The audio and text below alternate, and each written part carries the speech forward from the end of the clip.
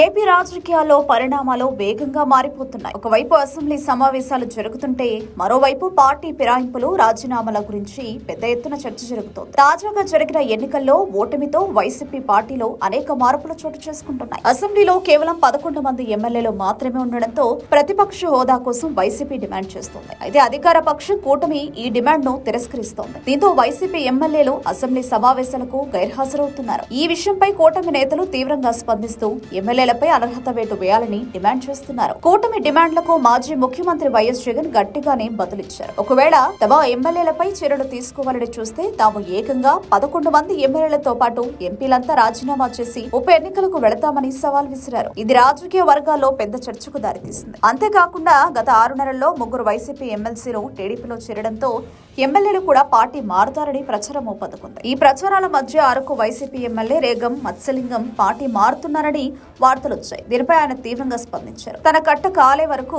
జగన్ తోనే ఉంటారని స్పష్టం చేశారు. అవసరమైతే రాజకీయాలను వదిలేస్తాను కానీ వైసీపీని వీడే ప్రసక్తే లేదని ఆయన తేల్చి చెప్పారు.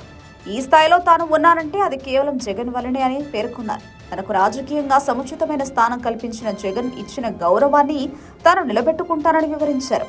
ఈ ప్రచారం కూటమి నేతల పని అని కూడా ఆయన ఆరోపించారు. మొత్తంగా ఏపీ రాజకీయాలు ప్రస్తుతం ఉత్కంఠగా మారాయి. అసెంబ్లీలో వైసీపీకి ప్రతిపక్ష హోదా దక్కుతుందా లేదా అనేది ఇంకా తేలలేదు. ఈ క్రమంలో వైఎస్ జగన్ విసిరిన రాజీనామాల సవాల్, అలాగే అరకు ఎమ్మెల్యే మత్స్యలింగం స్పందన రాష్ట్ర రాజకీయాల్లో ఎలాంటి మలుపులు తీసుకుంటాయో చూడాలి.